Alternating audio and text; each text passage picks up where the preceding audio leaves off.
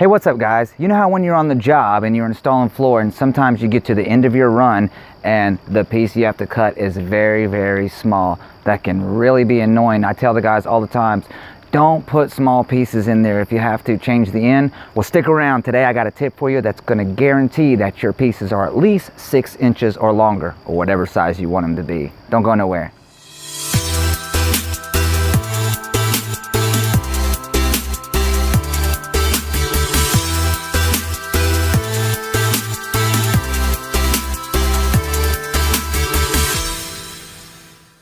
What's up my DIY friends? Thanks for joining us again on another episode of YOUFLOR Flooring Tips and Tricks. My name is Zanone Hunt. Today we're going to be going over how to establish a dead zone. Now what is a dead zone? A dead zone is an area where you make 2 marks on your floor so that if your starter falls in between these 2 lines, you'll know that that is a you either need to take some off of that board or you're going to have to add some onto that board, and that will ensure that your finished piece at the end is not tiny and it is exactly the desired measurement that you want it to be. So I don't want to waste your time. Let's jump right into the video. We have laid a row of boards out in the way that they will be laid out in the floor. As you can see, they span all the way from this way to this way, and the reason I don't have one over there yet is because I have pulled a board off of the wall over here.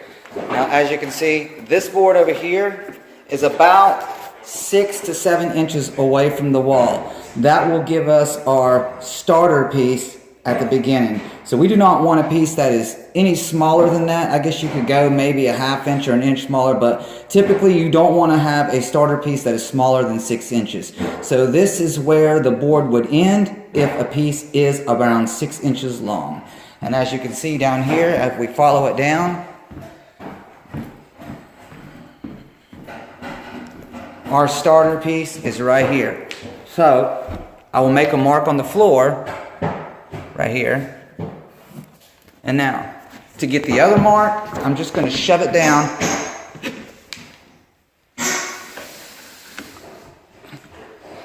As you can see now, you will have to have an expansion gap down here. So what I will do is I'm going to grab this and pull this off the wall about like that. Now that right there is about 1/4 of an inch. See what I'm saying? With the tongue there. So any piece that is cut off at the end will land about right there. So coming back to the other end,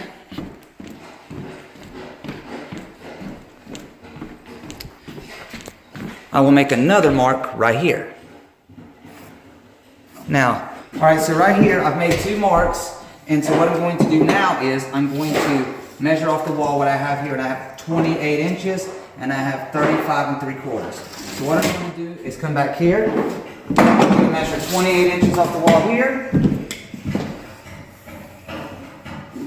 and 35 3/4 right here. And then I'll grab my partner over here, Jared, and he's going to help me snap these lines through. We're going to do the first one on this side first. Come over here, Jared. All right. Snap this all the way across. All right. Go ahead. All right, now do the other one. All right. Now, this right here would be considered your dead zone. We've already went down there and decided that we didn't want anything smaller than 6 inches, and we also put our board against the wall for 1/4 of an inch gap. So if any starter piece lands with inside of this dead zone right here, you either need to cut some of it off so that it comes back to this side, or get you one longer that lands on the other side, and that way you'll never have a piece that's that big. Well, that's it guys. Thanks for watching again. I hope this helps somebody out there. It's a great tip to use when you're on the job and making sure that you're just not wasting material and you don't end up with those tiny small pieces that you can only see a little part of just sticking out past the 1/4 round. It's annoying to me. So if that helped you, give us a like, please. That'll definitely help us with the channel and grow. Also, don't forget to hit the subscribe, because I put little tips like this on here often, and make sure you hit that notification bell so you can be notified anytime I do put out a new video. And also, if you wouldn't mind, share this with somebody. That'll also help us. If you got any questions, or you have any comments, or you have any ideas on videos that you would like to see in the future, don't forget to leave those in the comments as well, and I'll see what I can do about it.